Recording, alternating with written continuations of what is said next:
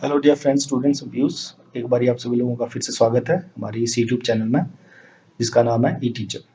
Dear friends, आज हम stress and time management का तीसरा और चौथा यूनिट कवर करने जा रहे हैं। इसका हम कंबाइंड वीडियो बनाएंगे। तो आपको बता दूं कि स्ट्रेस एंड टाइम मैनेजमेंट, जिसको हिंदी में तनाव और समय प्रबंधन बोलते हैं, ये बीए थर्ड ईयर स्टूडेंट को पढ़ाया जाता है, पब्लिक एडमिनिस्ट्रेशन मेजर स्टूडेंट्स के।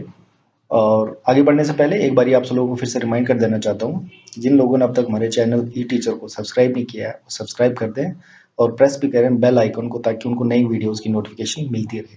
इसके अलावा आपकी कोई डाउट या क्वेरीज रहती है तो आप ये दिए गए ईमेल एड्रेस पे भेज सकते हैं। और फॉलो भी करें मुझे इंस्टाग्राम चैनल पर, और फेसबुक पे हमारा एक पेज है ई टीचर करके, उसको आपने लाइक करना है ताकि आपको नई नई नोटिफिकेशन मिलती रहे। तो आगे बढ़ते हैं इसके सिलेबस की ओर। तो सिलेबस ज़्यादा लंबा नहीं होता है सेट के पेपर्स का। तो इसमें हमने पढ़ना है कि क्या क्या इफ़ेक्टिव मेथड्स और अप्रोचेस हैं जिससे हम टाइम को या स्ट्रेस को सही प्रकार से मैनेज कर सकते हैं।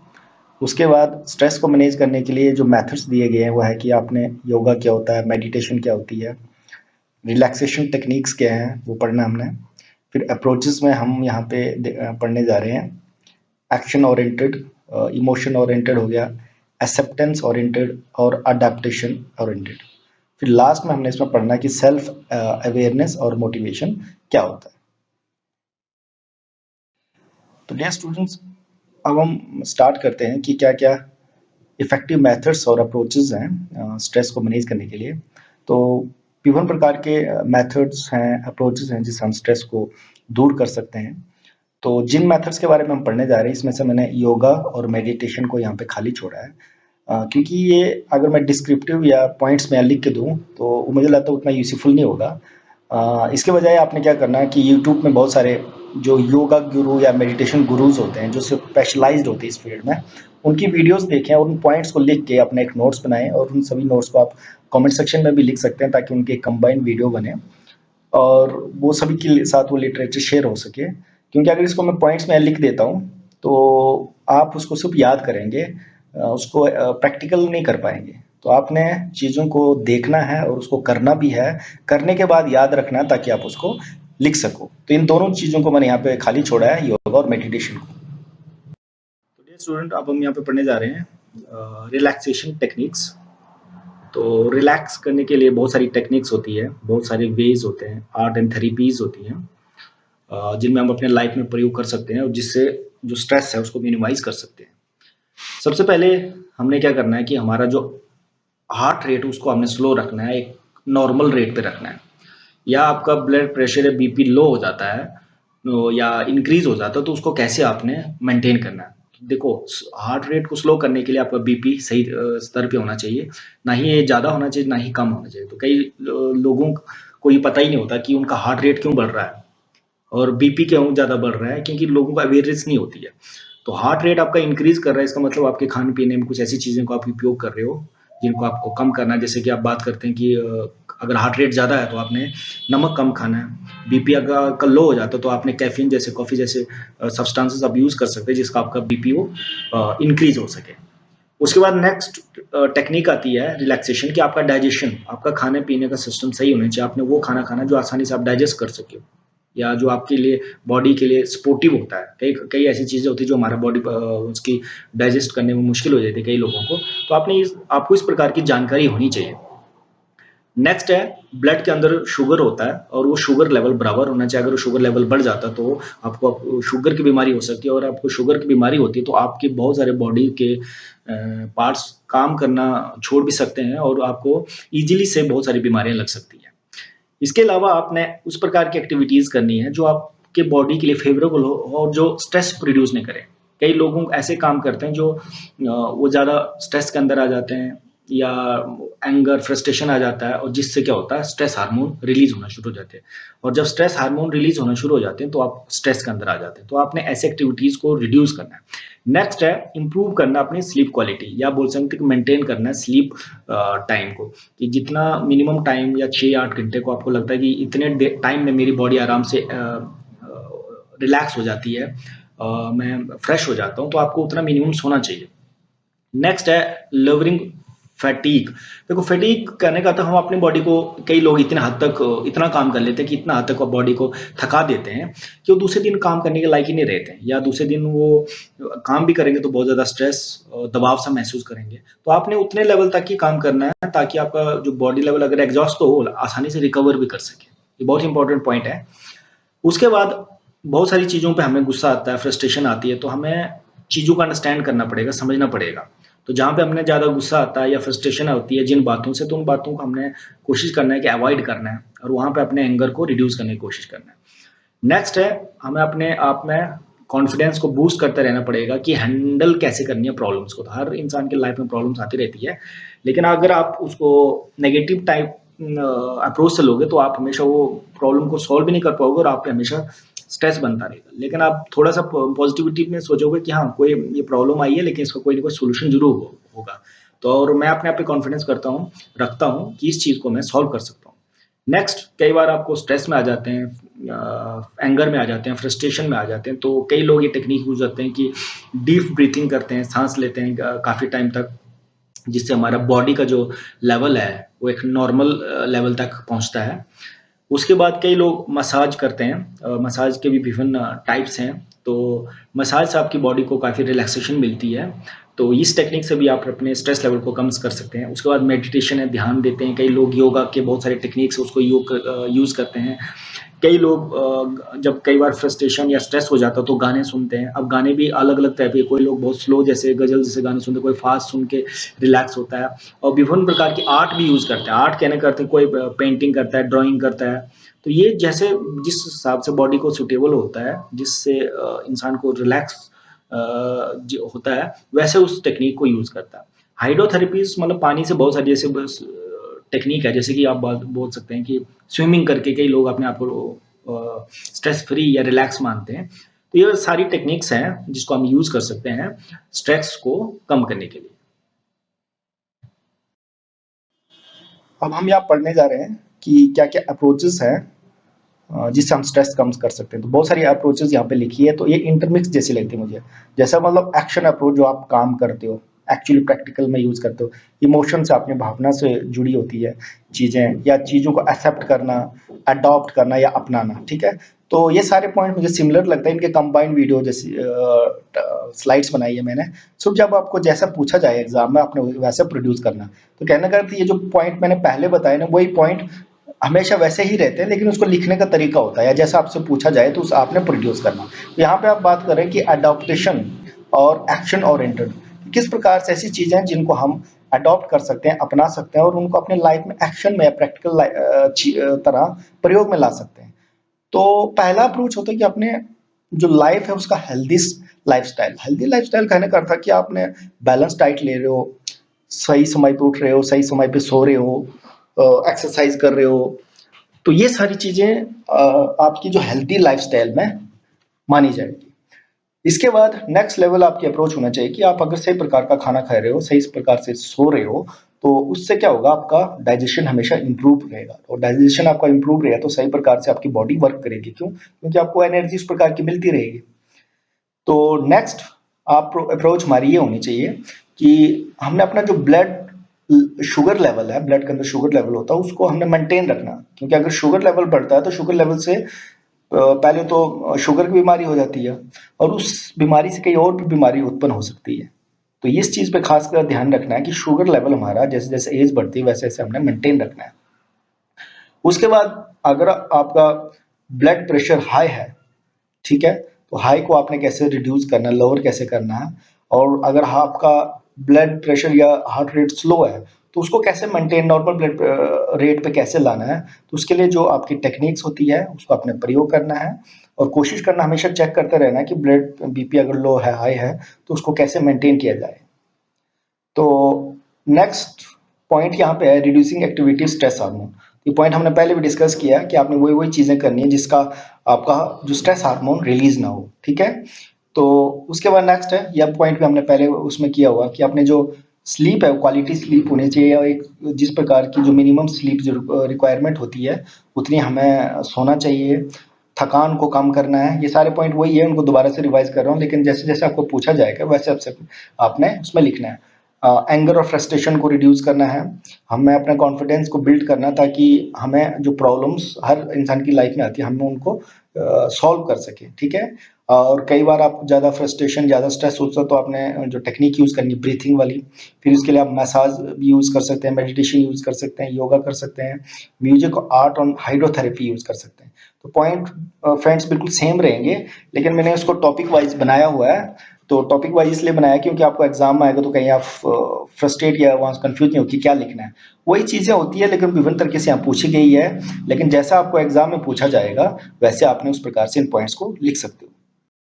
तो स्टूडेंट, अब हम आगे बढ़ रहे हैं नेक्स्ट टेक्निक की ओर या नेक्स्ट अप्रोच की ओर, जिसका नाम है इमोशन ओरिएंटेड। मतलब इमोशन ओरिएंटेड मतलब वो टेक्निक्स, ये टेक्निक ऐसी होती है जिसको हम प्रैक्टिकली चीज़ हमारे सामने नहीं होती है, लेकिन ये सब हमारी सोच के अंदर, हमारी थिंकिंग के अंदर होती है, हमारे भाव या भावना पर निर्भर करती है। सिर्फ एक सोच से आप सारी चीज़ों को बदल सकते हो। तो ये सोच रिलेटेड, इमोशन रिलेटेड बहुत सारी टेक्निक्स है जिसको हम यहाँ पढ़ेंगे। पहला है, यहाँ पे मैंने लिखा है कॉग्निटिव रिस्ट्रक्चरिंग। कॉग्निटिव रिस्ट्रक्चरिंग मतलब आपकी सोच में परिवर्तन लाना या चेंज लाना। बहुत सारे लोगों के थॉट्स नेगेटिव होते हैं, इमेजिनेटिव थॉट्स होते हैं, मतलब वो रियलिटी के नज़दीक नहीं होते हैं, ऐसे भी बोल सकते हैं। और बहुत सारे इल्यूजन्स अपने माइंड में उन्होंने रखे होते हैं। तो उन चीज़ों को रिस्ट्रक्चर करना है या उसमें रेवोल्यूशन लाना बोल सकते हैं। कि हमेशा नेगेटिव सोचना, या हमेशा लगता है कि मैं कोई भी काम करूँगा तो उसमें सफलता नहीं मिलेगी। हमेशा ऐसी चीज़ों पे जब नेगेटिविटी के साथ सोचना, तो उसमें जब हम रिस्ट्रक्चर करते हैं, उसके ख़यालीपन को जब दूर करते हैं कि रियलिटी क्या है, तो इस प्रकार के रिस्ट्रक्चरिंग जब किसी की माइंड की होती है, तो उसको बोलते हैं कॉग्निटिव रिस्ट्रक्चरिंग, ठीक है? उसके बाद इमोशन से रिलेटेड हमेशा ऐसा सोचना चाहिए कि ऑलवेज बेटर कंट्रोल, का मतलब है कि हमने वो वाली चीज़ें यूज़ करनी है जो सबसे बेटर है। देखो, हम किसी भी चीज़ को, सब चीज़ें बराबर नहीं हो सकती हैं, तो आप देख सकते हैं कि कैटेगराइज़ कर सकते हैं कि जो भी चीज़ आपको चाहिए उसकी कैटेगरी बनाए ए, बी, सी करके, और ए, बी, सी के हिसाब से आप बताओ कि मुझे ज़रूरी है, मुझे करनी है, बी कैटेगरी में उसमें कम ज़रूरी है, सी कैटेगरी में उसमें कम ज़रूरी है। तो जब आप चीज़ों को कैटेगराइज़ करोगे तो तब आप समझोगे कि हाँ, कि किसकी इंपॉर्टेंस कितनी है, और जिस पे ज़्यादा ध्यान दोगे, किससे आपका स्ट्रेस कम कम होगा। नहीं तो आप क्या करोगे, सभी चीज़ों पे बराबर ध्यान देने का, आप चाहिए कि ये सारी चीज़ें मुझे चाहिए, तो ऐसा पॉसिबल नहीं होता है इंसान के लाइफ में। उसके बाद थॉट अवेयरनेस मतलब कहने का अर्थ है कि आपने क्या सोचते हो, कैसे सोचते हो, या आपकी मेंटालिटी कैसी है। कई बार लोगों के देखो रिजिड मेंटालिटी होती है पहले के ज़माने के, वो सोचते हैं कि नहीं ये चीज़ ऐसी है तो मेरे माइंड के हिसाब से वैसे ही होना चाहिए, या जैसा मैं सोचता हूँ तो वैसे होना चाहिए। कई प्री अजम्पशंस बनाते हैं। तो हमें अपने थॉट को अवेयर करना पड़ेगा, उसके बाद जानना पड़ेगा कि कहीं मैं यहाँ गलत तो हूँ या सही हूँ। कई बार हम बिना इंट्रोस्पेक्ट किए अपने आप को बहुत सारी चीज़ों पे हम एक फिक्स्ड अपना वो धारणा बना लेते हैं। तो धारणा को चेंज करने की ज़रूरत है। हमने अवेयर करना पड़ता है अपने आप को कि हम सही हैं कि गलत है। नेक्स्ट रैशनल थिंकिंग का अर्थ है साधारण भाषा में कि हमें सोचना है कि अगर अच्छा है तो बुरा भी है, या जिस चीज़ में ज़्यादा प्रॉफिट है तो उसमें नुकसान भी हो सकता है। तो हमें चीज़ों को हमेशा रैशनल तरीके से जाना है। तो आप बोलेंगे कि आप मुझे चीज़ अच्छी भी चाहिए और प्राइस भी कम चाहिए, तो ऐसा नहीं होता है। तो कहने का अर्थ है जिस चीज़ का प्राइस ज़्यादा होगा या जिस चीज़ में आप क्वालिटी मांग रहे हो तो उसके प्राइस भी ज़्यादा होगा। तो हमें चीज़ों को बराबर या रैशनल तरीके से सोचना पड़ेगा। उसके बाद पॉजिटिव थिंकिंग। पॉजिटिव थिंकिंग साधारण भाषा में हमेशा आपने एक होप से चलना है कि अगर हम कुछ ना कुछ करेंगे तो कुछ ना कुछ उसका प्रॉफिट ज़रूर आएगा।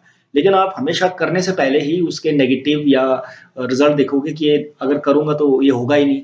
तो ये एक नेगेटिव थिंकिंग होगी। तो हमने पॉजिटिव थिंकिंग को ओर चलना है और नेगेटिविटी को दूर करके। नेगेटिविटी मतलब करने से पहले ही आप जब किसी चीज़ में लॉस समझते हो या लॉस आने की संभावना आपको लगती है, तो नेगेटिविटी है।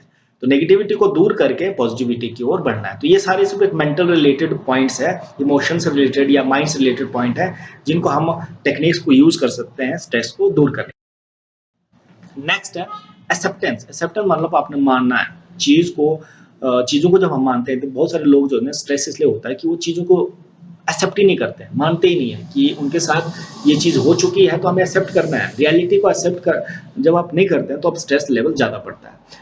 देखो, पहली बात तो ये होती है कि एक्सेप्टेंस किस चीज़ की होती है, प्रॉब्लम की। कई लोगों के हर इंसान के जीवन में प्रॉब्लम्स आती है, हर स्टेज में प्रॉब्लम आती है। तो प्रॉब्लम को हमने पॉजिटिव अगर लें तो फिर इसका मतलब ये होता है कि there is way to find new solution. तो चांस आपके पास ये होता है कि नई सोल्यूशन फाइंड करने के लिए, लेकिन जब आप उसको नेगेटिव लेते हो कि नहीं ये प्रॉब्लम आ गई, मेरी लाइफ में प्रॉब्लम क्यों आती है, तो मैं इसका सोल्यूशन ढूंढ ही नहीं पाऊंगा। तो तो इससे क्या होता है कि आपका स्ट्रेस लेवल बढ़ेगा। तो सबसे पहले जब आपने प्रॉब्लम आ गई तो आपने एक्सेप्ट करना है कि हाँ, ये प्रॉब्लम आ चुकी है, अब मुझे इसे फेस करना है। नेक्स्ट लेवल पे आपका है कि अब आपने प्रॉब्लम को एक्सेप्ट तो कर लिया, अब आपकी जो नेक्स्ट अप्रोच होनी चाहिए कि मैंने अब इसका सॉल्यूशन ढूंढना। अब ये प्रॉब्लम तो आई है, अब इसका सॉल्यूशन क्या हो सकता है। सपोज करते हैं कि आप फेल हो जाते हैं, तो फेल हो जाते हैं तो आपके पास तो पहले तो एक्सेप्ट ही नहीं करेंगे कि मैं फेल हो गया हूँ। तो अब जब रियलिटी आगे फेल हो गया, फिर आपने उसके बाद देखोगे कि फेल क्यों हुआ, कारण क्या था। फिर उसके बाद सोल्यूशन ढूंढोगे कि आप सोल्यूशन क्या है, कि मैं इसको रिवैल्यूएशन करूं, रीचेकिंग करूं या दोबारा पेपर दूं। तो आपने सोल्यूशन पे काम करना है, लेकिन आप उसको बार बार सोचते रहोगे तो उससे स्ट्रेस लेवल बढ़ेगा। ठीक है, तो नेक्स्ट है एक्सेप्ट द लॉस। आप देखो वही धारणा दूंगा, एग्जांपल दूंगा यहाँ की कि आप फेल हो गए, फेल होने के बाद आपने सोल्यूशन आप आपने ये एक्सेप्ट करना है कि अब मैं फेल हो चुका हूँ, इस लॉस को मुझे अब एक्सेप्ट करना पड़ेगा। उसको बार बार सोचने से कुछ नहीं होगा, स्ट्रेस लेवल नहीं बढ़ेगा, लेकिन अब इस लॉस को मैंने एक्सेप्ट करना है। और एक्सेप्ट करने के बाद इसके लिए मुझे एक नया सोल्यूशन ढूंढना पड़ेगा, कि नया वे ढूंढना पड़ेगा जिससे इस लॉस को भरपाई कर सकूं। Next, accept you are alone to fight the situation. तो कहने का अर्थ है कि स्ट्रेस को दूर करने का या कॉन्फिडेंस को बढ़ाने का एकमात्र यहाँ पे तरीका है। पहली बात तो जब आपने प्रॉब्लम एक्सेप्ट की, फिर आपने लॉस को भी एक्सेप्ट के लिए, फिर आपने देखा कि सोल्यूशन भी इसका मुझे फाइंड आउट करना है। और फाइंड आउट करना किसको है, मुझे ही करना है, और इसके लिए मैं अकेला हूँ। तो जब कोई इंसान एक बार ऐसा स्टेप ले लेता है तो उससे क्या होगा, उसका कॉन्फिडेंस बढ़ जाता है और नेक्स्ट लेवल के लिए आसानी से वो नेक्स्ट प्रॉब्लम पर आसानी से सॉल्व कर सकता है। उसके बाद एक्सेप्ट द लिमिटेशन। देखो बहुत सारे स्टूडेंट को इसलिए स्ट्रेस होता है, वो सोचता है कि दूसरे को 80% आ गया, 90 आ गए।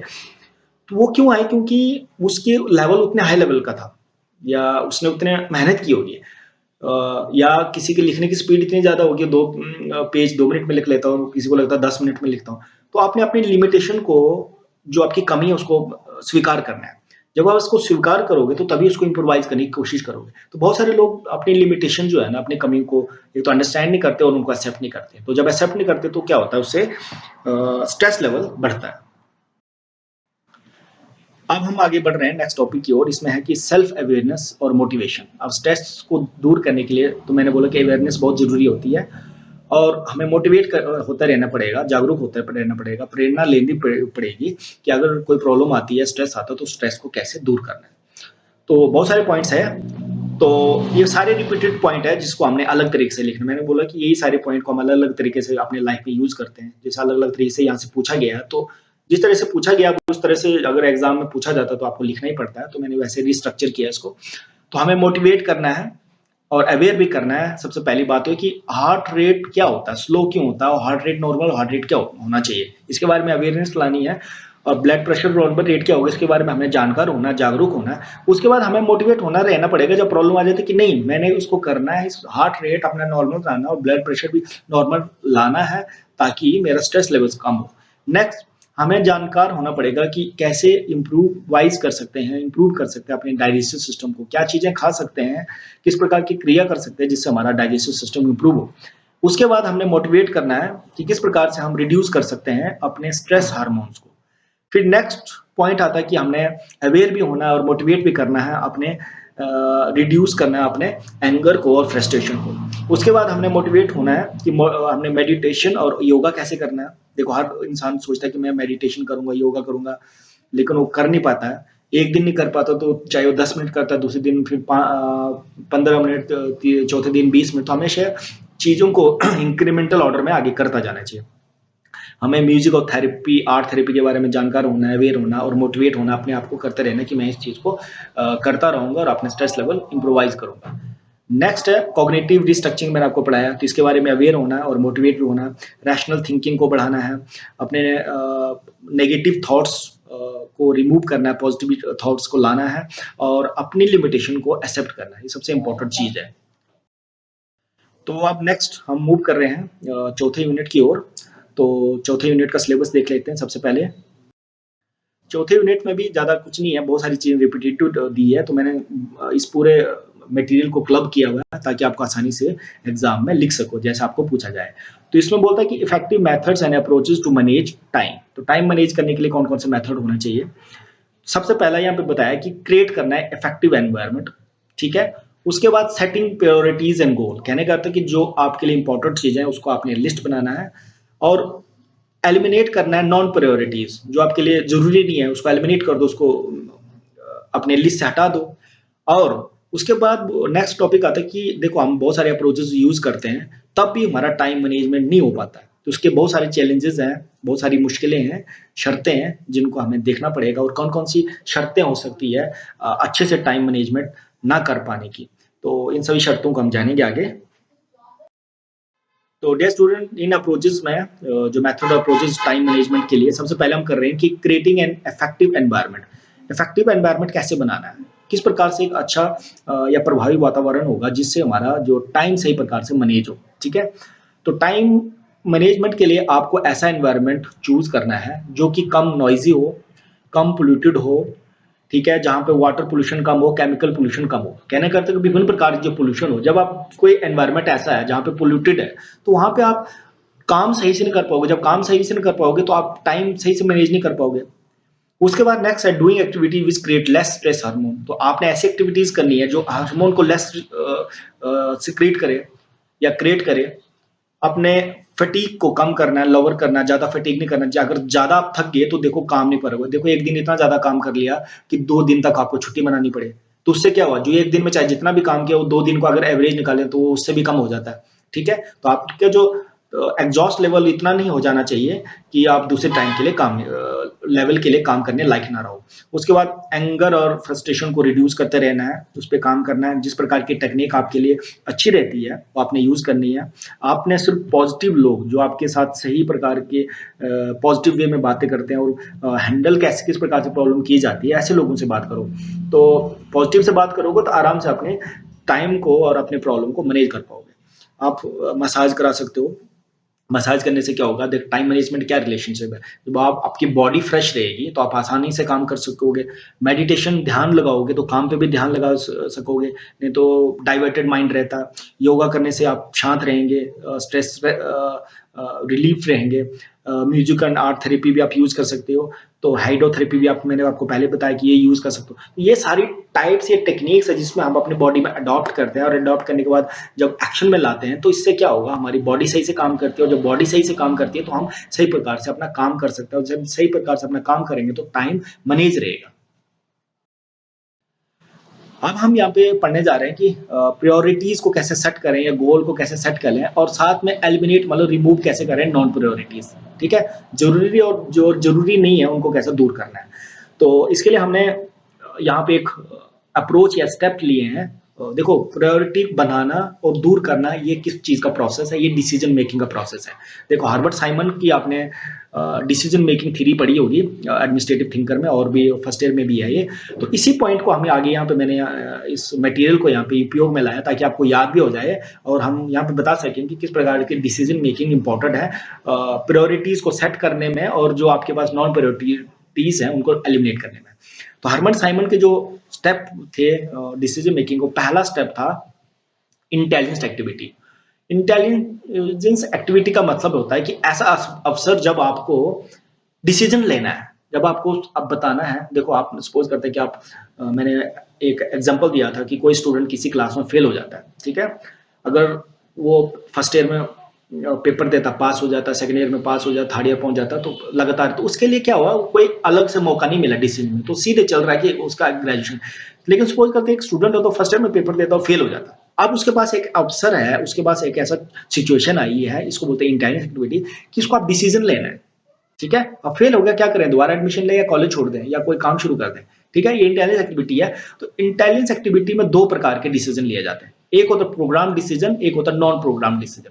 तो प्रोग्राम डिसीजन जैसे कि मैं बोलूंगी थे, एक स्टूडेंट +2 में पास हुआ और उसने क्या किया, एडमिशन, उसको पता है मैंने एडमिशन लेनी है फर्स्ट ईयर में। ठीक है, और उसने एडमिशन ले ली फर्स्ट ईयर में, सेकंड ईयर में, फाइनल ईयर में, तो वो प्रोग्राम्ड है जिसमें कोई चेंज नहीं। नॉन प्रोग्राम डिसीजन मतलब जब आपके पास एक नई सिचुएशन आती है, जैसे बच्चा फेल हो गया, अब क्या करे, वो एडमिशन दोबारा उसी क्लास में ले, या अपना सब्जेक्ट चेंज कर ले, या कोई और कोर्स कर लें। तो इंटेलिजेंस एक्टिविटी मतलब आपके पास सिचुएशन है जब जहां पे आपने डिसीजन लेना है।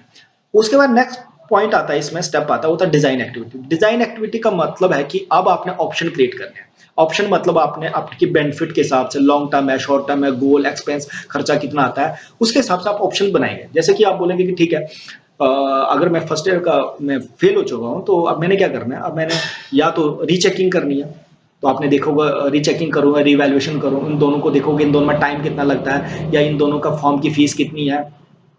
उसके बाद आप सोचते हो कि नहीं मैं दोबारा एग्जाम दूंगा, आप सोचते हो कि नहीं अगले साल भी फेल हो, तो आप एक अलग अलग प्रकार के विकल्प चूज करते हो, ऑप्शन क्रिएट करते हो। उन ऑप्शन में से फिर नेक्स्ट स्टेप आपका आता है चॉइस एक्टिविटी। उन सभी को कंपेयर करने के बाद आप एक फाइनल जो आपको बेस्ट अप्रोच लगती है, जो बेस्ट ऑप्शन लगता है, तो उसको चूज करते हैं according to bounded rationality approach. तो बाउंडेड रैशनैलिटी अप्रोच मतलब ये हर्बर्ट साइमन का एक थ्योरी है जिसको आपने शायद पढ़ा होगा, नहीं पढ़ा हो तो थोड़ा सा ब्रीफ में मैं आपको बता देता हूँ। बाउंडेड रैशनैलिटी मतलब जब आप उसकी हर चीज के कुछ ड्रॉबैक्स भी होते हैं, बेनिफिट्स भी होते हैं। जैसे कि आप बोलेंगे कि ठीक है मैं इसी बार पेपर देना चाहता हूँ, तो इसी बार पेपर दोगे तो उससे क्या होगा, आपको फीस ज्यादा देने पड़ेगा, हार्डवर्क ज्यादा करना पड़ेगा। या आप चाहते हैं कि मैं अपना साल जाए ना करूं और मुझे पास इसी बार ही होना है, अगर हो भी तो उसके लिए आप रिचेकिंग या रिवैल्यूएशन भर सकते हो। तो आप सभी चीजों को कंपेयर करके जो आपके हिसाब से सबसे बेस्ट लगता है, आपकी लिमिटेशन के कंपेयर करके जो आप बेस्ट चॉइस लगती है, जो बेस्ट ऑप्शन लगता है, तो उसको आप चूज करते हो। तो ये चॉइस एक्टिविटी में आती है और जिस अप्रोच को आप यूज करते हो उसको बोलते हैं बाउंडेड रैशनैलिटी अप्रोच। नेक्स्ट है अब हम चैलेंजेस टू टाइम मैनेजमेंट। अब देखो मैंने बताया कि टाइम मैनेजमेंट करने के लिए बहुत सारे तरीके, अप्रोचेस, टेक्निक्स बताई, लेकिन वो सबको यूज करने के बाद भी बहुत मुश्किल होता है, सभी लोग अपने टाइम को मैनेज नहीं कर पाते हैं। तो बहुत सारी प्रॉब्लम होती है और चैलेंजेस होती है, वो इसलिए होती है कि बहुत सारे लिमिटेशन होती है, बहुत सारे फैक्टर्स होते हैं। उन सभी फैक्टर्स को हम यहाँ डिस्कस करेंगे। पहला फैक्टर मैंने ये लिखा, फ्रीक्वेंट मूड स्विंग। तो लोग दुनिया में डिफरेंट है, उनकी सोचने का तरीका डिफरेंट है, उनकी प्रॉब्लम को समझने का, अंडरस्टैंड करने का लेवल डिफरेंट है। तो मूड स्विंग, बहुत सारे लोगों का मूड स्विंग होता रहता है, कभी ऐसा सोचेंगे नेगेटिव, बहुत सारे कभी बहुत ज्यादा पॉजिटिव हो जाएंगे, कभी बहुत ज्यादा नेगेटिव हो जाएंगे। जब फ्रीक्वेंट मूड स्विंग होगा तो मूड स्विंग से क्या होगा, टाइम मैनेज नहीं कर पाओगे, क्योंकि बार बार आपका मूड स्विंग नहीं हो रहा तो आप अपने काम पे ध्यान नहीं दे पाओगे। जब ध्यान नहीं पाओगे तो टाइम मैनेजमेंट नहीं कर सकते। उसके बाद anxiety due to overload of work. तो बहुत सारा ओवरलोड वर्क जब आप ले लेते हैं, ज्यादा काम ले लेते हैं अपनी एक क्षमता से ज्यादा, तो उससे आपको चिंता रहेगी, आप एंजाइटी में रहोगे, तो आप अपना टाइम मैनेजमेंट सही नहीं कर पाओगे। बहुत सारे लोग जो होते हैं, उन लोगों में नेगेटिविटी या पेसिमिस्ट एनवायरनमेंट में रहते हैं, जहाँ पे सारे लोग सब नेगेटिविटी ही फैलाते हैं, निराशावादी होते हैं। ऐसी स्थिति में आप सही प्रकार से काम नहीं कर पाते हो। जब सही प्रकार से आप फोकस नहीं कर पाते हो तो टाइम मैनेजमेंट नहीं हो सकता है। कई लोगों का बाय बर्थ या आफ्टर बर्थ भी जो इम्यून सिस्टम सही नहीं होता, जब आप हेल्दी नहीं है तो आप काम नहीं कर पाओगे सही प्रकार से, तो सही प्रकार से अपना टाइम मैनेजमेंट नहीं कर पाओगे। तो ऑलवेज फील सैड इसलिए होता है, तो मैं मानता हूँ कि जो बहुत सारे लोग जो नेगेटिव और पेसिमिस्ट एनवायरनमेंट में रहते हैं या उनमें वो फीलिंग भर जाती है, तो तब वो हमेशा दुखी रहते हैं। जब वो दुखी रहते हैं तो सही प्रकार से अपने टाइम को मैनेज नहीं कर पा सकते। तो बहुत सारे लोग, जो आज की मॉडर्न की बीमारी है, मैं मानूंगा कि डिजिटल डिवाइसेस इतने सारे आ चुके हैं और एक इंसान के पास इतने सारे डिजिटल डिवाइसेस होते हैं कि वो 1 घंटे में 5-5 मिनट भी अगर चलाए तो उसके पास 5 डिवाइसेस हैं, तो उसका आधा घंटा ऐसे निकल जाता है। ठीक है, आपके पास लैपटॉप भी है, आपके पास मोबाइल फोन भी है, आपके पास टैब भी है, आपके पास स्मार्ट वॉच भी है। तो ये सारी चीजों में आप 5-5 मिनट भी अगर चेक करते हो तो विदाउट एनी रीजन कि आप इनको यूज कर रहे हो, आप अपना टाइम वेस्ट कर रहे हो।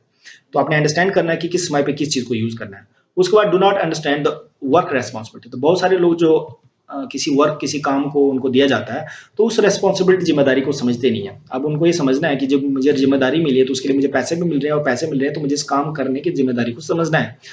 उसके बाद कई लोगों की अप्रोच होती है कि बहुत सारे काम एक समय पे ले जाना, अपनी क्षमता से ऊपर या एक काम से ज्यादा इसलिए ले लेना, ताकि ले लेते हैं और जाकि वो एक काम को भी नहीं कर पाते हैं। तो ये भी कारण बनता है टाइम को सही प्रकार से मैनेजमेंट करने के चैलेंज में। अनट्रेन्ड वर्क ले लेंगे जिसमें वो उनको कोई भी जानकारी नहीं है, कोई ट्रेनिंग नहीं है उस काम को लेना। और एक हमेशा हैबिट होती है, जो मल्टीपल वर्क जो लेते हैं उनमें हमेशा एक हैबिट होती है कि हमेशा हाँ करने की। कोई भी काम है, बॉस ने कुछ भी बोला तो हमेशा सर मैं करूंगा, चाहे उसको आता है नहीं आता है। उसके बाद अननेसेसरी डिस्कशन और मीटिंग में इन्वॉल्व रहना। तो ये सारी चैलेंजेस हैं, और कई बार खुद से करवाना, और कई बार बॉस ऐसी चीजों में उलझा के रखता है, ऐसी मीटिंग में उलझा रखता है कि आपका टाइम मैनेज नहीं हो पाता। ये एक्सटर्नल फैक्टर हो सकते हैं। तो ये सारे चैलेंजेस रहते हैं, सभी चैलेंजेस को, सभी चीजों को हमने देखना पड़ता है, एनालाइज करना पड़ता है, तो तभी हमारा टाइम सही प्रकार से मैनेज हो सकता है। तो डेयर स्टूडेंट, इसी के साथ पूरा पेपर खत्म हो चुका, थर्ड और फोर्थ यूनिट में खत्म हो चुके हैं। तो वीडियो आपको अच्छा लगे तो उसको लाइक करना है और शेयर भी करना है और सब्सक्राइब करना है हमारे यूट्यूब चैनल को, ये टीचर को, और प्रेस करना है बेल आइकन को, ताकि आपको नई नई वीडियोस की नोटिफिकेशन मिलती रहे। तो इसी के साथ इस वीडियोस को अंत करते हैं और मिलते हैं अब एक नए वीडियो के साथ।